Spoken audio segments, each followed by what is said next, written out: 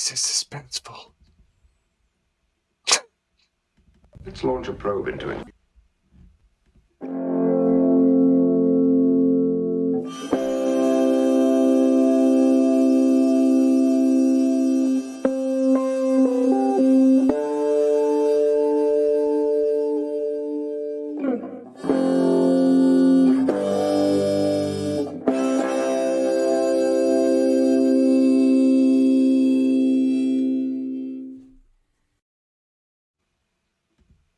Hello and Hello.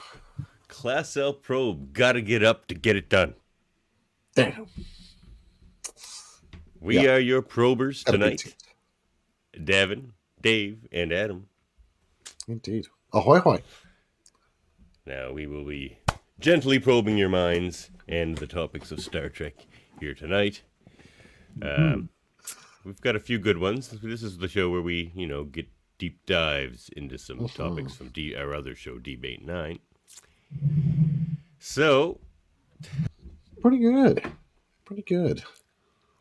Alive, alert, bright-eyed, bushy-tailed. I noticed. Clear lies straight back. That's right. I noticed I'm the only one who wore their probe robe. That's true. That's true. Little conspicuous on your parts.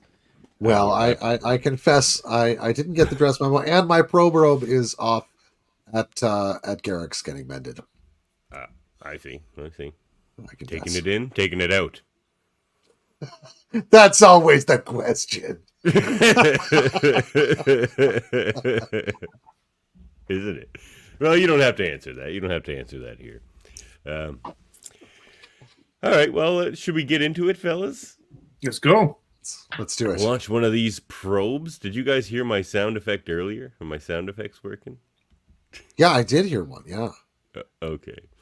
Good. I Well, I was so. thinking we'd start with yours, Dave. How do you feel about that? Sure. Let's do it. All right. Let's do that. So I'm glad you typed it up because I won't remember exactly what I did, No. but let me fire away here. I like it. The distinct right. quality of Star Trek storytelling rests on the fundamental distinction of science fiction from space opera. I sent that to Adam. He sent back, what? The hell are you guys talking about, basically? No, but you did a great job explaining it. I'm ready to talk about it. All right, good. Oh, great. I think I responded in 2 words. I'm like not Star Wars. That was all Dave and I had to debate this one actually on Debate 9. This one was proposed by Jeff Aiken. This was a rough one. I did not win that debate, but I did blow Jeff Aiken's mind in the losing. So that's something. Yeah, that's true. That's my true. Little, Twilight Zone analogy there. But yeah. All right. So yeah, I mean, why did you pick this one? I mean, it's one of those things that I think of frequently as pretty fundamental in terms of how we can distinguish our space stories, right? Like for me, Dune is very much a space opera. Star Wars, very much a space opera. The science is not particularly important. And there's an awful lot of hand waving, looking at you, midichlorians. And then, that is more often than not subordinated to the service of exciting narrative storytelling, which is great in its own right. There's nothing wrong with it at all. But I think science fiction has a different quality, right? Science fiction tends to displace sort of narrative possibilities into a scientific, technological, and cultural framework where the theme of the idea can get explored in and through characters and action and all sorts of stuff, but it fundamentally relies on some conception of those sort of the actual intellectual work and the science work somehow being important to the telling of or even the resolution of the story. And that can even be entirely speculative. Like it can be entirely speculative science, and it's still science fiction. Sure. Like, but it's just like the attention to that detail kind of thing. But Yeah. can I just throw another loop into this? How about Do. the technology of Star Trek versus Star Wars or any other one, I guess. But like thinking about original series and and then today we have this. Sure. Right? And I'm like, whoops, even then I just threw it on my charger. One looks better and one you don't want it to be out of battery when Starfleet calls, do you? No, but the point being is like I think there's a lot more thoughtfulness around the storylines and what they use and how they deliver it and whether it just feels believable. It feels like here's a use that I could see coming down the pipeline. And even back down, like, original series, and you think the Enterprise was pretty utilitarian back then. It wasn't made to be a luxury liner by any means. And I think there was a little bit, for me, it was like, it still looked great back as a kid watching that show. But it wasn't over the top. Yeah. Yeah, it was very other functional things in of many the ways. day. Yeah. I mean, you could There's a lot see of it as a those- kind of great submarine in space, right? Yeah, exactly. Sorry, Davan, go ahead. Well, I was going to say, why don't we pose some examples of science fiction as you did with the space operas? I made the example of Twilight Zone in our debate 9. How about like a 2001: A Space Odyssey, perhaps? Science fiction. Yeah. I think, in some ways, yeah. I mean, the Asimov robot stories and some attempts in the movie adaptations, good science fiction, right? It's a question about ethics and consciousness in the context of something which can really demonstrate its own consciousness. Well, it's AI. Its rights. Yeah. Yeah. But so yeah. I mean, there's great examples, right? But what we're narrowing down on in this exact question here, too, is as it was posed in the debate, is the reliance on Star Trek, the distinctness between that. So if it starts to lean too far space opera, is it no longer Star Trek?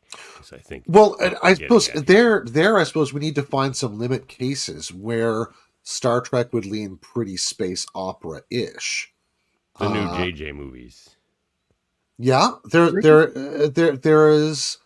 I think there's definitely elements of space opera in there, like there's sort of the rollicking, good space adventure time. I think there's that moment where they're like playing Beastie Boys and like destroying a bunch of stuff. It's a great scene, but in some ways it's not. It feels a bit more magic science-y. Yeah, I think like there's a distinct quality in science fiction too, at least in the ones and there's not as much of it I find now, although there's some, I'm sure. But I definitely have, but it stops and takes a breath every now and then. Like most science fiction stops in this, like, lets you think for a second before it moves on to the next idea sometimes, or like the characters will debate the idea, which certainly Star Trek does.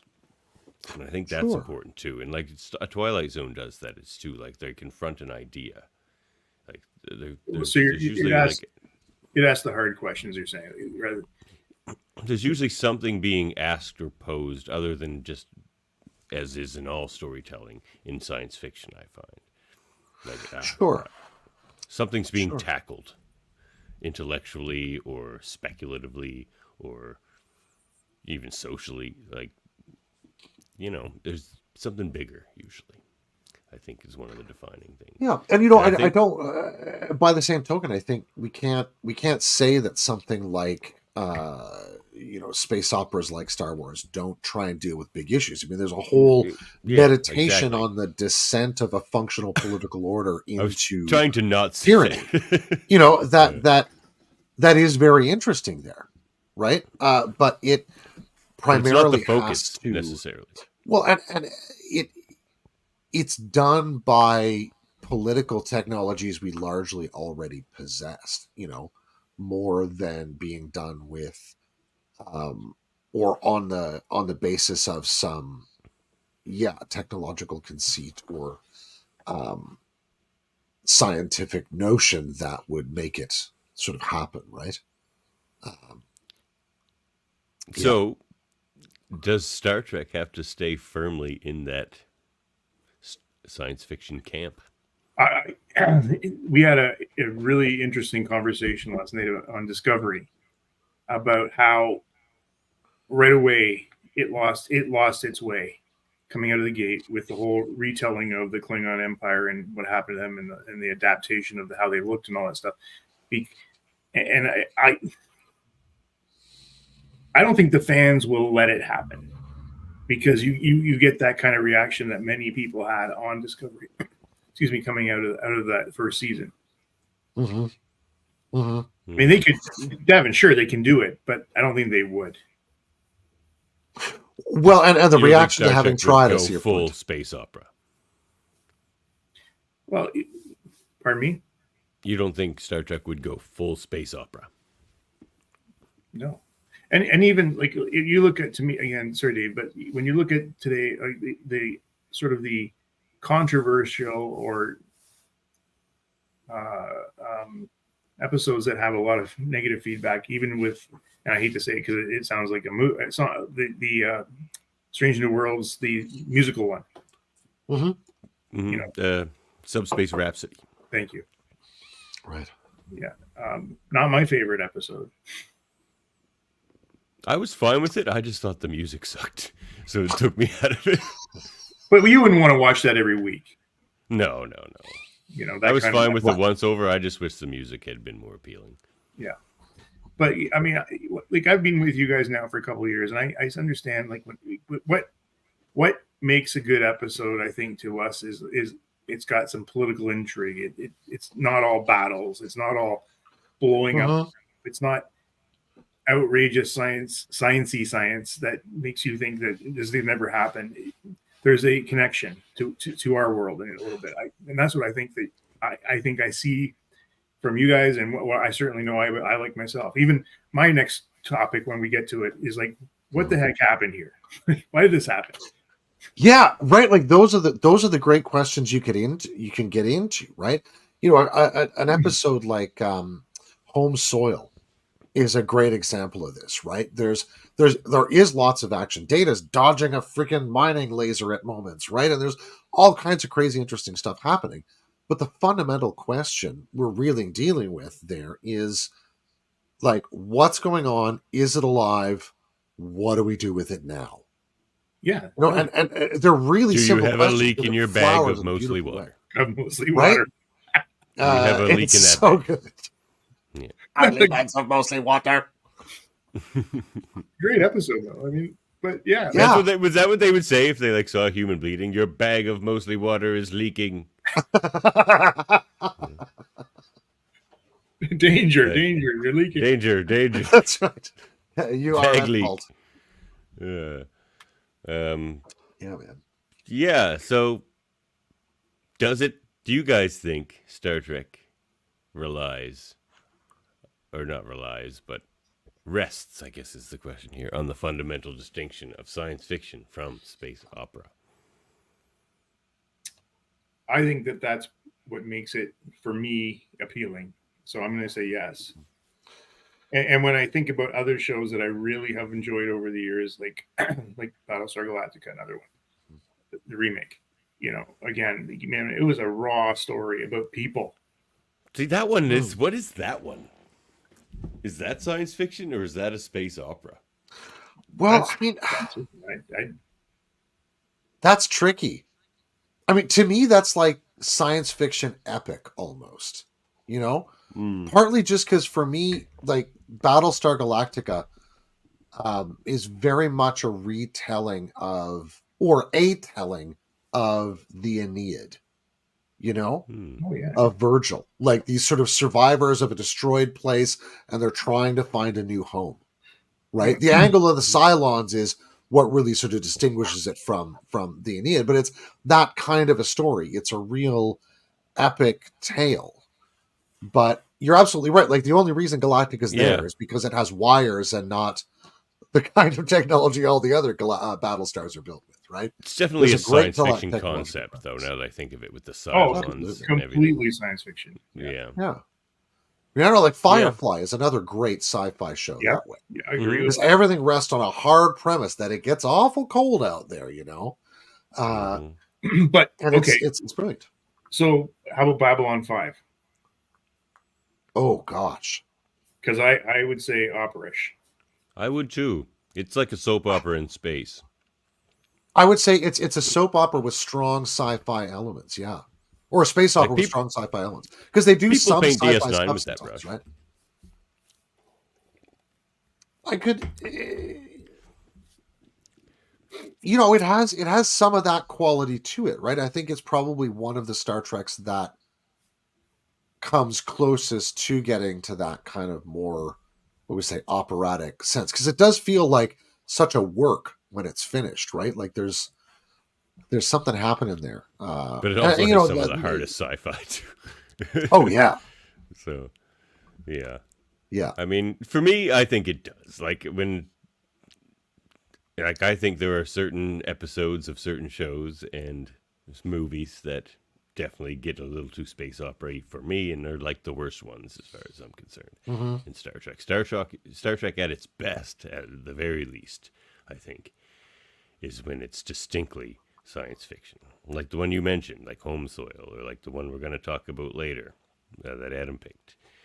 And you know, exactly. I mean, for me, I think it has to rest on that science fiction side, even though it can dip occasionally. It can right? dip, and the because, dipping like, may the- be fruitful, but it can't You're stray too far. The dipping for me is like a reminder that you got to come back, please, because I don't really love the opera part of, you know, when I watch or, you know, thinking more about the other day, you know, what's that show? May the Fourth be with you. And, you know, that meme with Captain Kirk, you know, never heard of it. But so it and it's true. I mean, as I'm getting older and I'm watching other things, I don't really enjoy the Star Wars world anymore. You know, it's okay. No, I don't do that. Yeah. Mind you, I do have to say, Andor's just a great show. Like that. Yeah, but that comes back. It brings it back. Same with it absolutely does. Rogue One was very good. It was very different. Yeah. It's looking at it without lightsabers in it, and it's a really interesting setting in some respects that way, right? That world is more interesting without the lightsabers, I think. And I like swords. And Ewoks. And Ewoks. A lot of things, maybe. Yeah, it's true. It's a mixed bag. But, yeah, I think Star Trek's at its best when it's doing the hard sci-fi. But when it does dip, sometimes, like, there are certain episodes that don't necessarily have a sci-fi premise, but they're usually strong character episodes. Or like even we're going to talk about Chain of Command next. Like, there's not a lot of sci-fi happening in Chain of Command. That's just a serious character drama. Yeah, the torture mechanism is sort of the most sci-fi element of it, you know. True, but yeah, and like they do, like there's spaceships and stuff. But that, all space. That's science fiction, Dave. I mean, Davan. That's science fiction. Spaceships. I mean, but again, like it's okay to have the mix. It's when the stories, I think, just go a little farther out, and you're wondering, could that really happen? And, like midichlorians and stuff like that. Yeah. And you know, these things begin to, and you know, and there again, I think the part of the argument there is that the setting and the science are serving the narrative in fundamental ways, where I think on the science fiction side of that distinction, the environment and like a real commitment to some kind of, even if there's some hand waving in it, right? Like a Bassard collector or a Heisenberg regulator, the understanding is there that you need to have some kind of hand wave about this because we know about the uncertainty principle. And those are kind of rules that we can all follow inside it, right? So Yeah. that we can intuit the reality of a character's situation almost as well as they can, right? We don't need to look around the cantina and see all the crazy aliens in this to get a sense of what the thing is like. We know that if you're traveling at warp, then you're doing this thing, or the computer will answer voice requests unless Or there's the a ship surge or breaks something from like time to time. right. You Precisely. Yeah, but if once Yeah. you've developed your like sci-fi world to the point where you have to start inventing things like Heisenberg compensators, then you've already done the work. Like, Yeah. like yeah, Yeah. so yeah, Star Trek does it best, and I think it does. I think we all agree. Star Trek, at least I think we do. you could say, is at its best when it's science fiction. Yes. Resolved. All right. Resolved. We should destroy the probe. But if we don't destroy the probe, we can launch it again at another date, Worf. He's not about Firing that. phasers. Worf. Yeah. He's about that phaser life. Yeah, he is about that phaser life.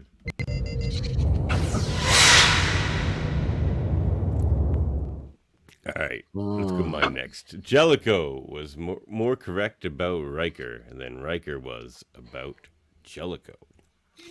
I picked this one because I kind of want to watch the episodes in it anyway, and I did.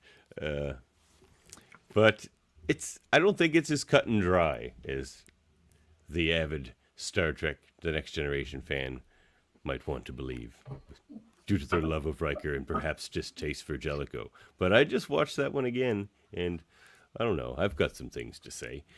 How do you guys feel about this question?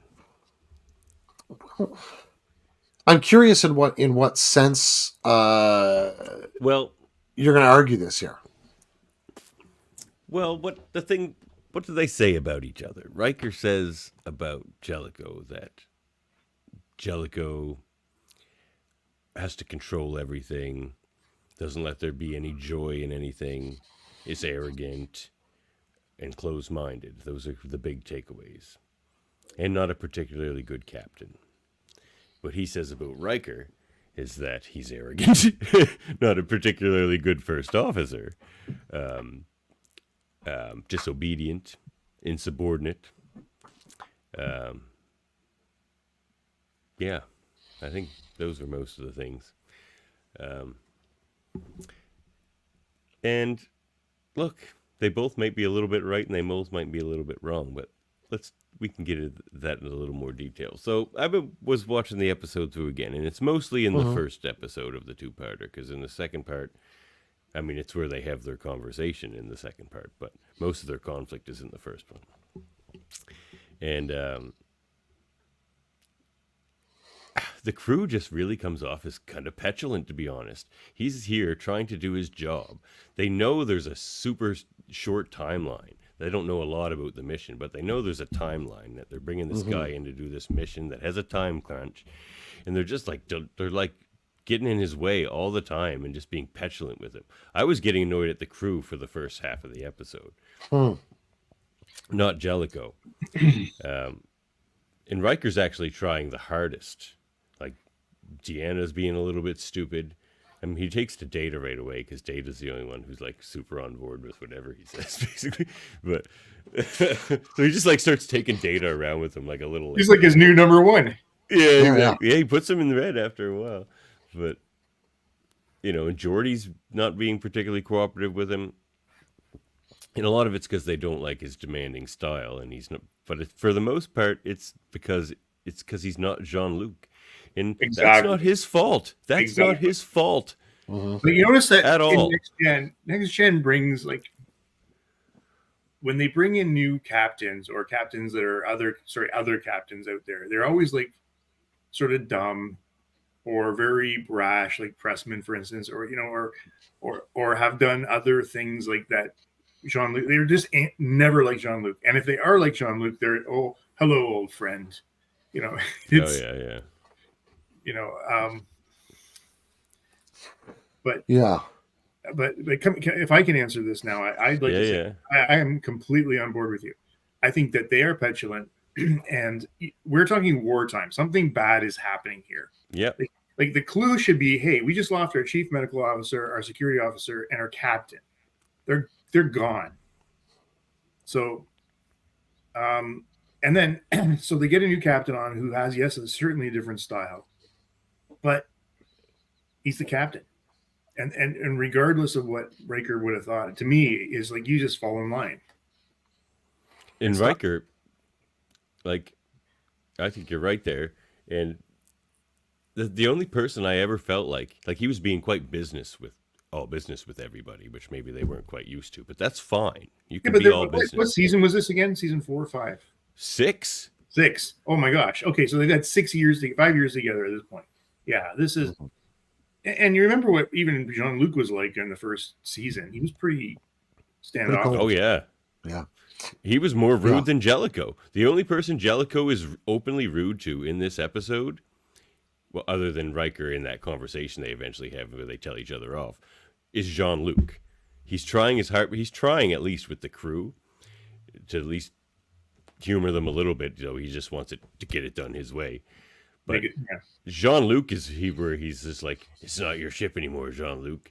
Here's your book, Jean-Luc. Don't let it hit you on your ass on the way out the door. You know what I mean? He gets like very kind of rude with Jean-Luc. But well, and I think the rest of the crew. For me, that's the only real fly in the ointment of this argument is that fundamentally, I think I agree that the crew is being petulant in many respects. They're digging their heels, they're causing friction, they're not moving at their best. But in some ways, I think that Jellico, in some ways, he comes aboard, he kind of walks aboard like he owns the place. And though to be fair, he now does. But I think fundamentally he challenges their honor as a crew in some sense, right? Like he's like, you guys are bullshit. I would say he just comes aboard and tells them they're bullshit, right? For sure. And there are, it's first of all, it's not a style of leadership rotation. But it's also, I think the thing that Jellico could have done to make it better, which is not in his character to do, so he didn't do it, is to have some kind of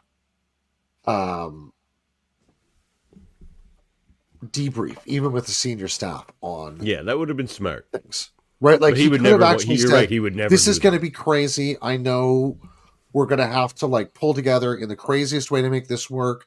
I know this is not an ideal situation. I know I'm just like the guy who walked into the room, but we have to make this work, right? And that's just not who Jellico is.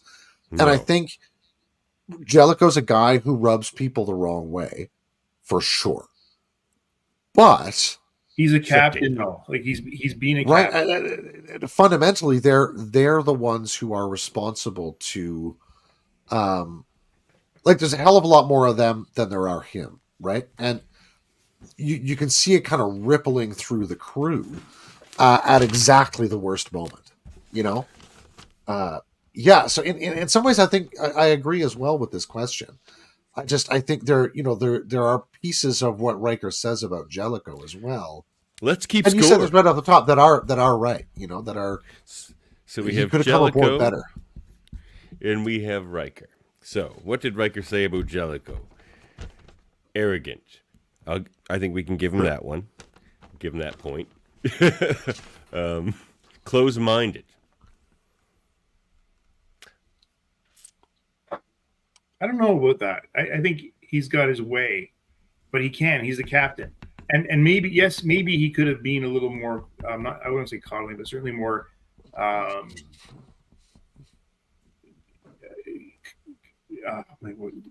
more involved, more explanations and things like that, because he is walking aboard a ship that has a tight crew.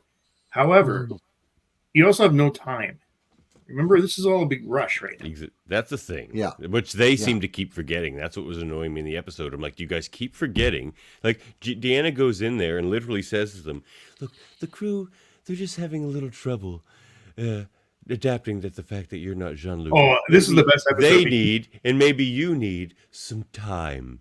And he's just like, that's great, on the way out, you've given us a lot of thought. You go do that. I don't have time. Like, what? And on the way out, change your uniform, change into a uniform. Oh, yeah. Yeah. Which is the best thing he ever did. Best thing we ever got out of that episode. Uniform.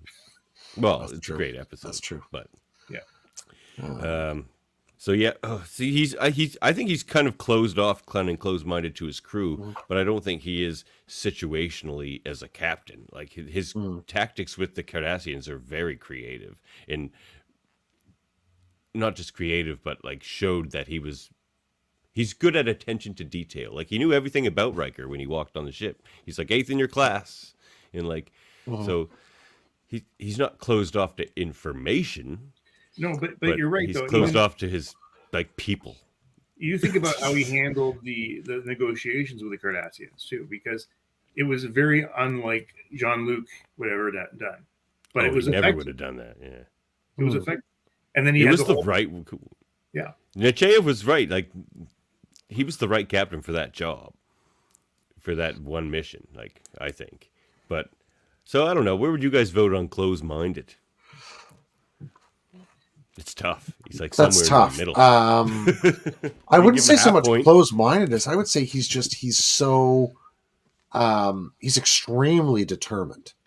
Yeah. You know, and once and you could probably call him like bullheaded or pig-headed or something. Like once he gets the idea of what he's going to do, you better just be saying, "How high are we jumping, sir?"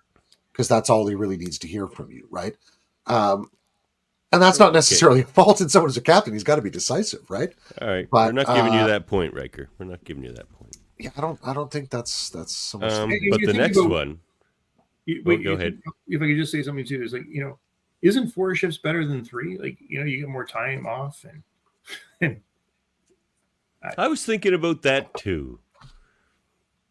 We never hear about Picard going back to 3 shifts. They run on a 24-hour clock? Yes. One would have to, yeah. Yeah, they do 26 on the station because it's near. Oh, that's true, because they're on Bajoran time. That's right. Yeah, but so yeah, 24. 24-hour clock. So 6-hour shift instead of 8-hour shift. You know, but how does that work? Because then you have to divide up your personnel to get that extra shift. So now your like personnel divisions are smaller. Listen, that would have been, if anything, and I liked how that would have been the craziest piece. That would have been very difficult to change in one shift.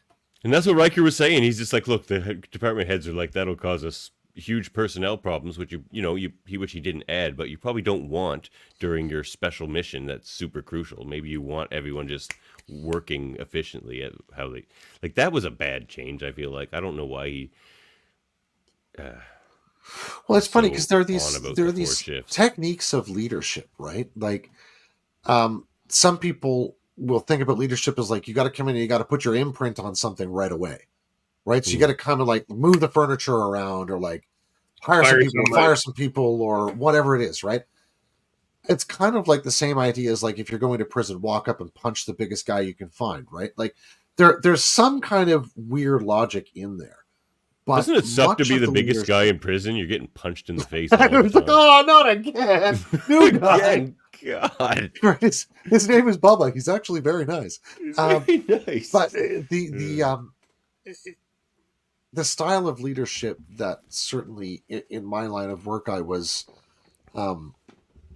certainly more admonished to take on was one where like when you show up, you're like, let me learn your culture here.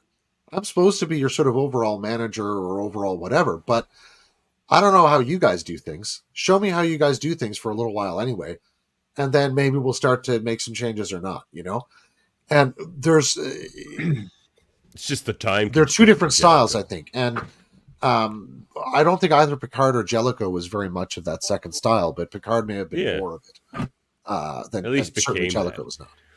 Now, do you think Jellico would come in a little more receptive if he wasn't on this time crunch?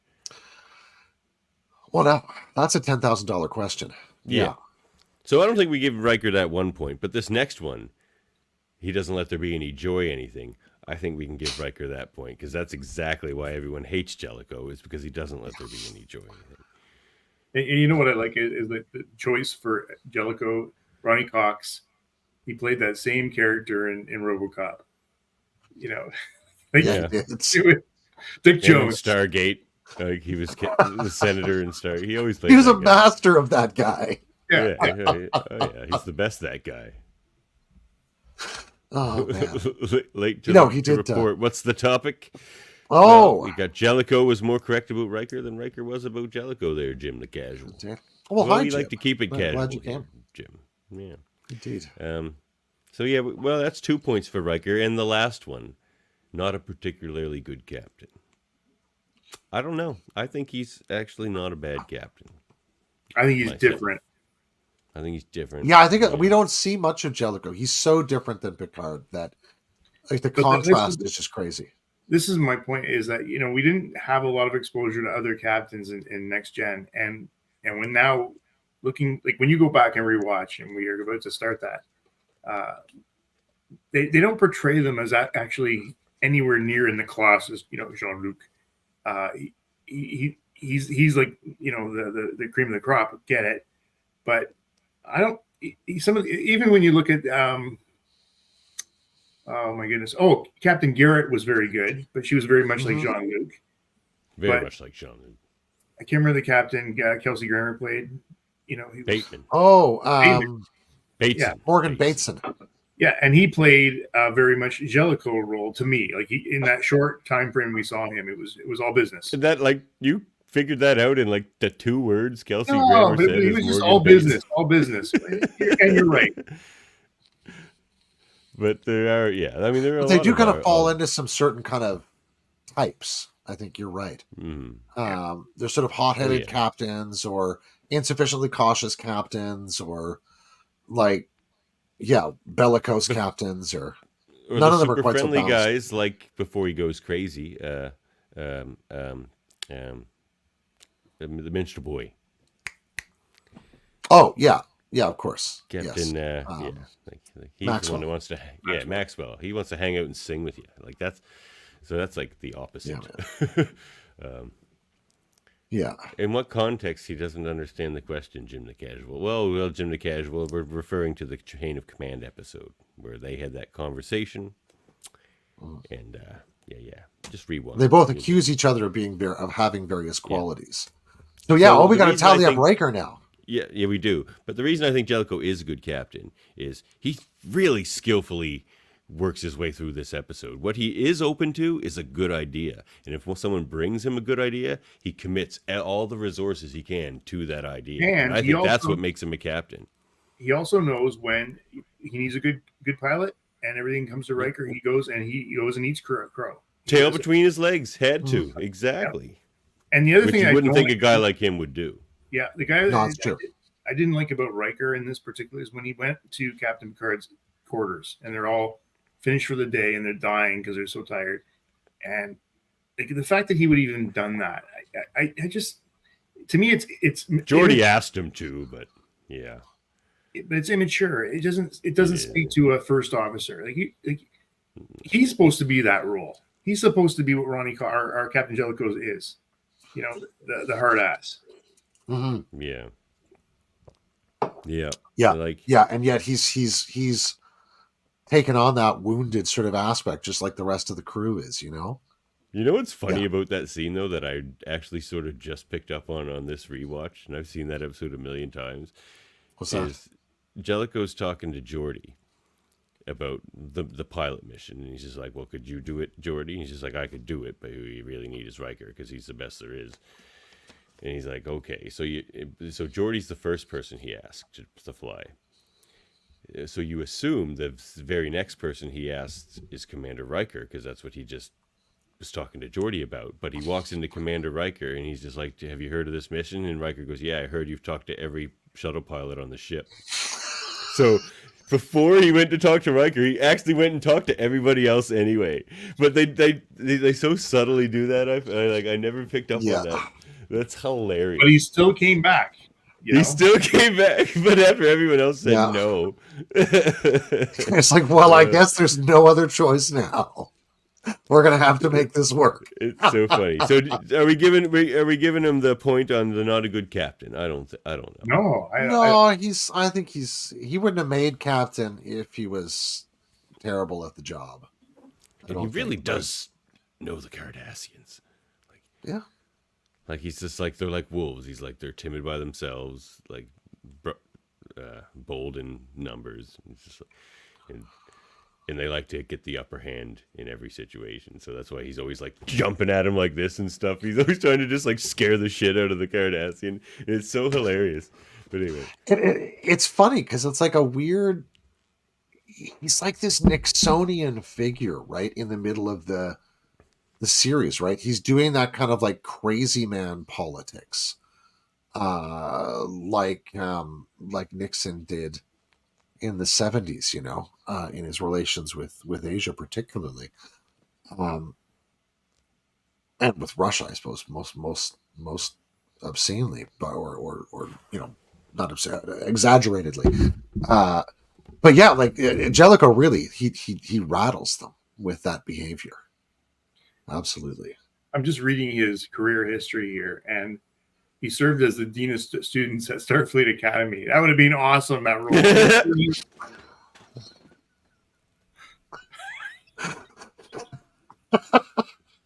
That's the best role for him.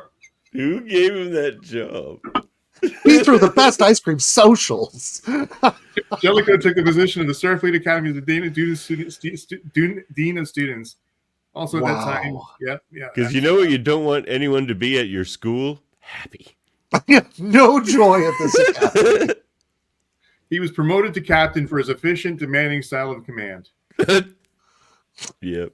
And then he removed all the ping pong tables on campus. So that's 2 points for Riker's argument. So I did remember the other thing that Jellico said about Riker. So the first thing Jellico says about Riker, arrogant about Commander Riker. Yeah. Kinda. What do you say, Adam? Got some of that. Yeah, he's got some of that. I think they were a bunch of Jellico.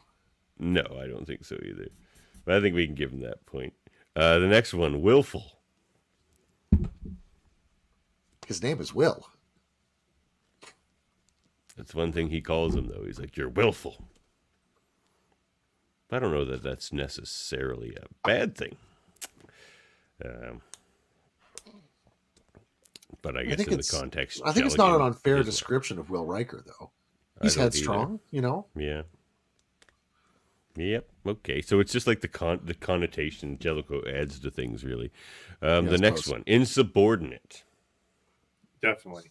He's being insubordinate to Jellico a little bit. Yeah. He didn't do the Delta shift thing and didn't tell him about it. He's just like, I'm just not going to do it. Yeah. But I mean, in this context, he's being insubordinate for sure. Yep. Yeah. He may not be habitually so, but he's definitely in this case. Yeah. He's definitely got a streak. He questions him. He doesn't follow direction. He's actually rallies the other crew, other senior officers. Mm-hmm. Completely insubordinate. Yeah. And the last one, not a particularly good first officer. I don't agree with that. I think he's wrong about that. He may not be being a great first officer in this instance, and he's probably making a bad impression on Jellico. Do you think that the captain makes the first officer? Like you can't be a good first officer without a good captain? Yeah, I think you have to have a very good partnership.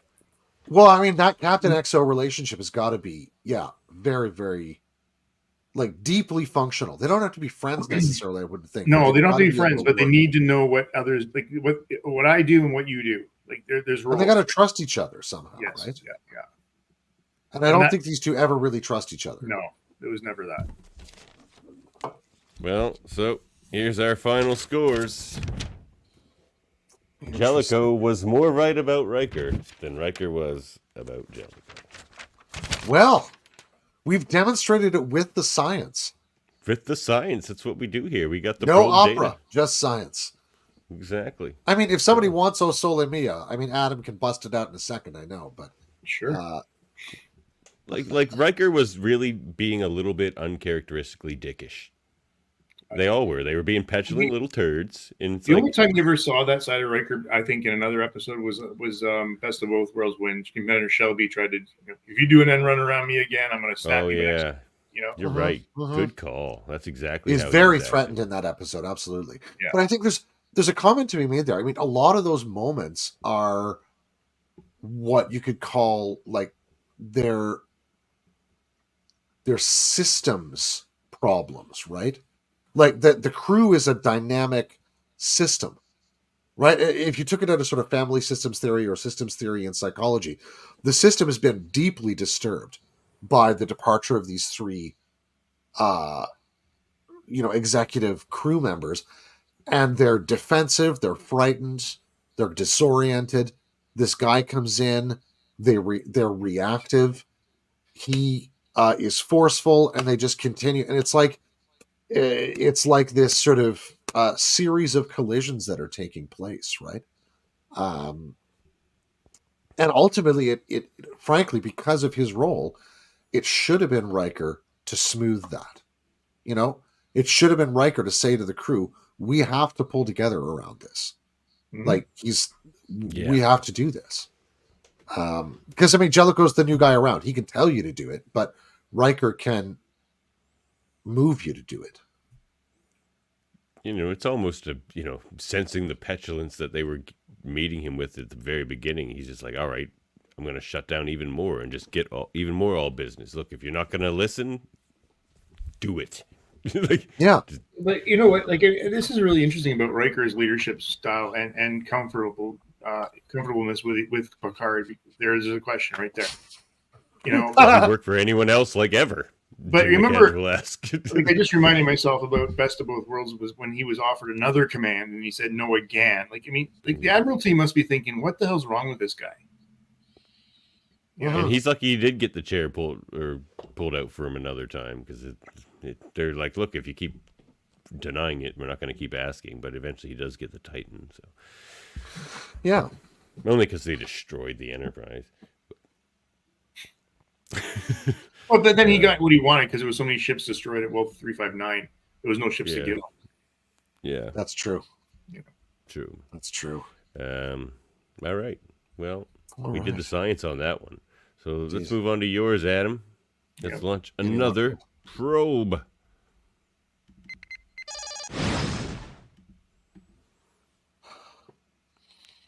Data was justified in not releasing the transporter lock when ordered to by Commander Riker in The Quality of Life. So we're talking about the exocomps here. Funny enough, this is the episode directly before Chain of Command. So I just went to season 6 and I watched 3 episodes in a row. And it was great. This was one of my favorite episodes, actually. It's better than I remembered. I love this episode, but I was expecting to be like a little like, yeah, I've seen this one before while watching it, but no, I got sucked in right again. I'm like, oh, this one is really good. It is really good. I mean, coming back to our first question, Dave, you brought it up about the questions, and you're talking again about life and how it forms. But the thing I really enjoyed about this episode was Data's unwavering commitment to do what he thinks is right. Which is supposed to be the highest virtue of a Starfleet officer. So he's not acting un-Starfleet. But see, here's the thing about this one, Adam. I thought this one was great, a great one to pick, and then I went and watched the episode. But I'm like, they sort of address every point as you go along. So by the end of the episode, this question's sort of answered for us. So. Yeah. You might have to frame the debate here if there's any sort of a debate to happen. Well, I don't think there. I you know what I mean. Knowing you guys, I think you're all going to agree with it. But I still like to talk about it. Yeah, we'll just talk about it. But I think we all agree that Data was justified in not releasing the transporter lock. But where it comes down to is what.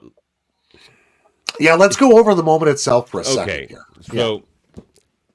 Data has his suspicions just based on the way the exocomps are acting.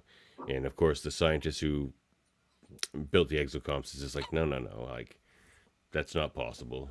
She's just like, Data's like, but you're talking to a machine right now. But she's like, no, but Dr. Soong tried to build a Data. I built tools. So they're like, well, let's do a test. And then they do the test, and the exocomps, they think, pass the test to prove that they're, no, I guess fail the test to show that they are not alive. But what they find out later is that they just thought above the test and fixed it. They fixed the ruse. So then Data, knowing that, goes to Commander Riker and it's just like, no, I still think they're alive. But Data doesn't have proof. At least not, well, but just like not concrete enough proof for Commander Riker. It's just that the exocomp came out of the tunnel with a new tool because Data forgot to shut it off and restart the test. So it just came out still in the form of what it would look like when it completed its work rather than having a restarted tool.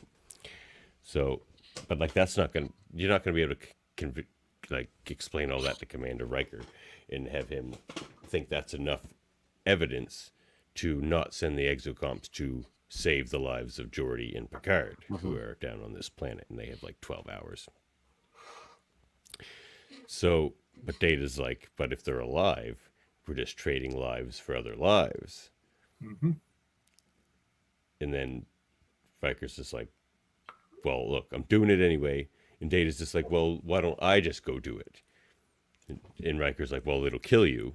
And he's like, yes, but that's my choice. And what they did to the exocomps to counteract this problem, like they're like, the exocomps aren't going to help you. They're alive. They're like, yeah, but we can turn that off. We can turn off their choice making ability, basically. And that's when Data kind of loses it. He's just like, okay, well, I'm going to just lock out the transporters, and now you can't transport the exocomps down to the planet. So how do you feel about that? Because in classic Data dialogue, how do you feel about that? How do you feel about that? And then he talks to Riker and just like, well, I have a choice, so let me do it. And then, because then they don't have that choice anymore because we took that away from them. Well, Riker's like, well, what if we give them that back and they still do it? He's like, well, let's see. That sounds like a good, reasonable extra position to me. And then they go and do that. So that's how it all works out in the end.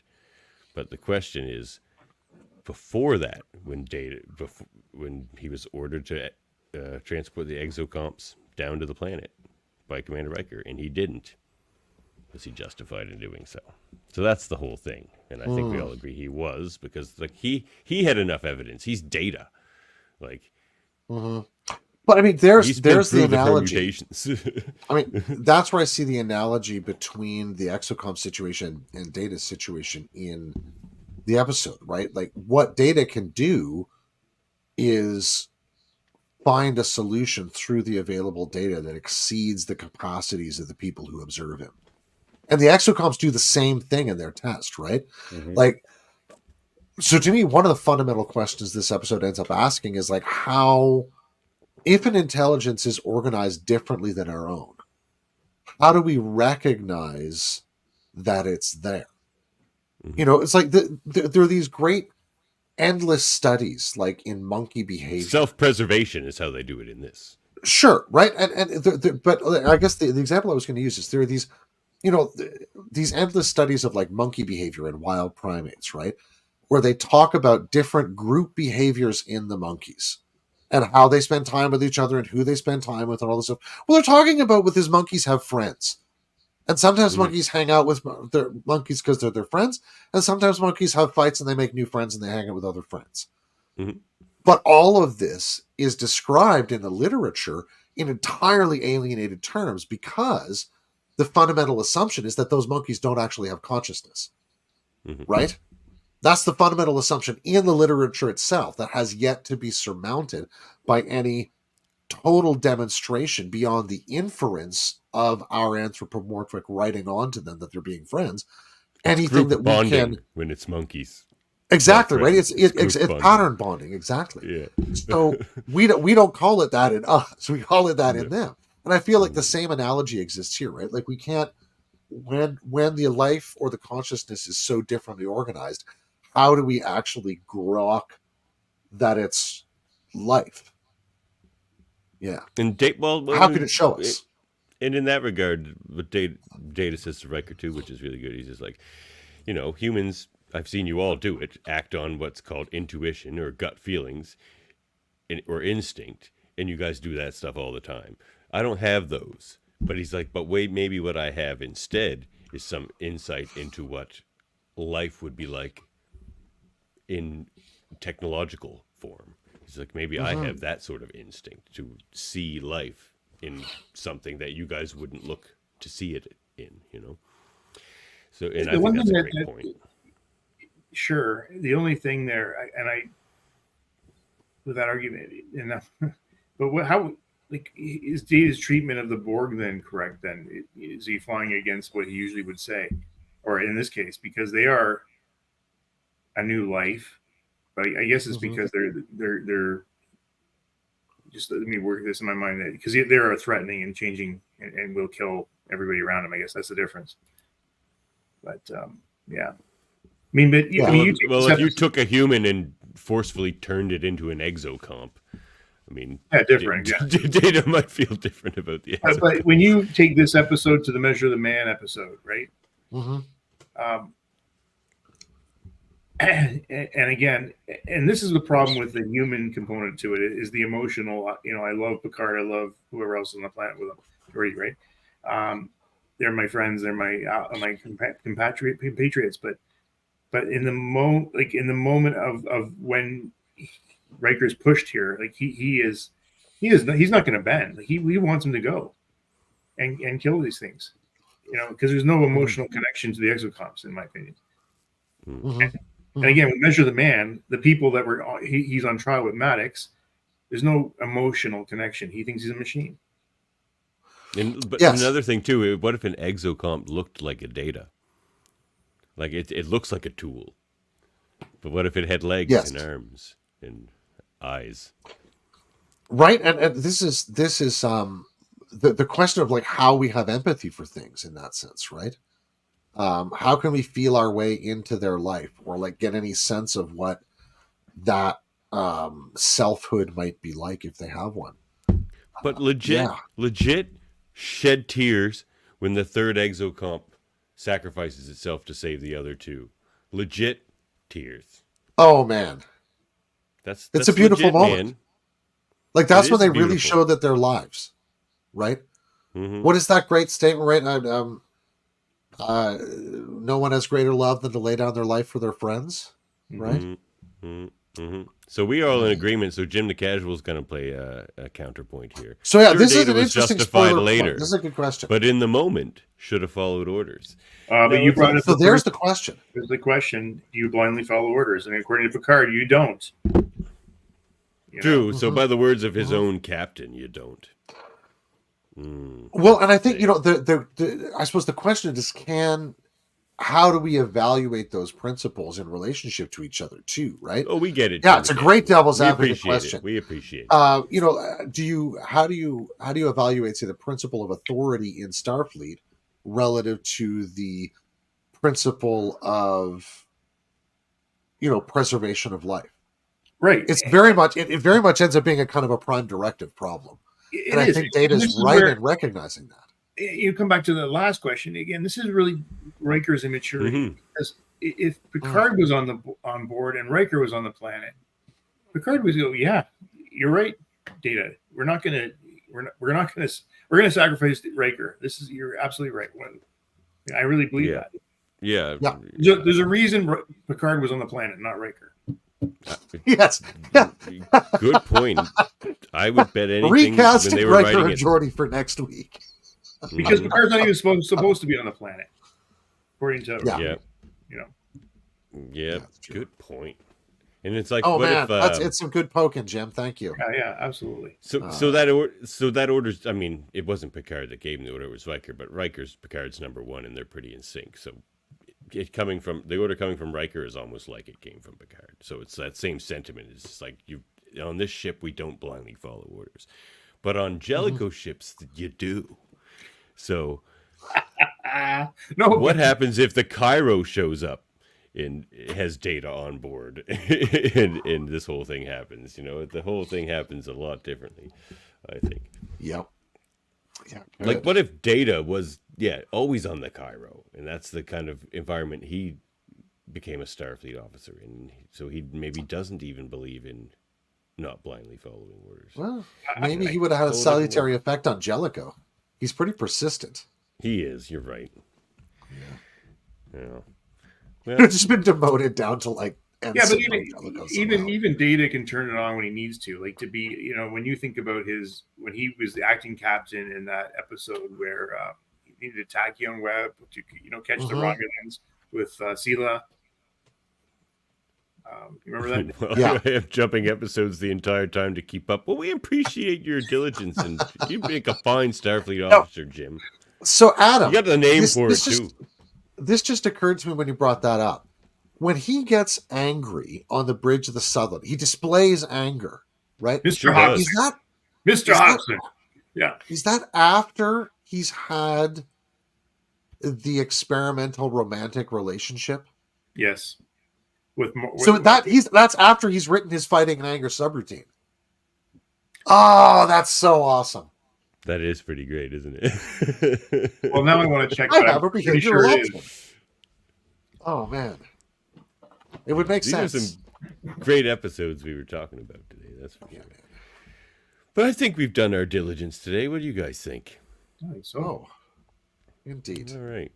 Well, Data was justified. He saved the lives of at least 2 exocoms, and in return, one of them sacrificed themselves. I think Jim's right there. Actually, his last comment, Jim, he's emulating other captains, though, right? So, I mean, I think Data is the master of human behavior and being able to emulate when he needs to. And if he can figure out Hobson needs that kick in the ass, then he's going to do it. Yeah. Mm. Yeah. Mr. Hobson, if you can't do the job, so I will find good. somebody who will. It's like the only thing that's going to get to this guy is like some sort of emotional force, right? Yeah. It's awesome. He's even nice to him, though, when he's angry. He's just like, I will not write it down as a reprimand, just a transfer. Like, but even that's kind of hard. You know what I mean? I'm going to be nice to you and like snap you down at the same time. Remember, Hobson was basically goading him, saying, you know, you don't even feel anything. You don't even feel. True. You know, so he had to react in a passionate way, you know. And good point. Yeah, it's yeah, good episode. Yeah, very much, Jim. Now I want to go watch the Sutherland episode. That's a great episode. Man. Following What's the that footnotes episode? Keep up all night. It's a 2-parter. It's the one with where with, comes back as Sela, right? Right. What's that one called? Jeepers. Yeah. It's the Klingon Civil War there. Yeah. Not a matter of honor. One of those sorts of things. Anyway. No, it's not a matter of honor, but something like that. Yeah. Well, this was Class L Probes. Indeed. You can check out other fine Star We Trek could go another 3 hours, network. by the way, guys, if we really would. We could. If we just keep remembering other stuff, it's true. I try to keep Class L Probe to an hour-ish. I know. My wife said, "Is it really going to be an hour tonight?" And I go, "Yeah." Probably. Sorry, Callie. I promise. Yeah. She's on this poster, actually. There she is, next to Adam. Yes. Next to the big head. Next to the big head that's going to devour her. No. It's Um, the face of Poe. But look at that handsome crew here at our network on our several divisions.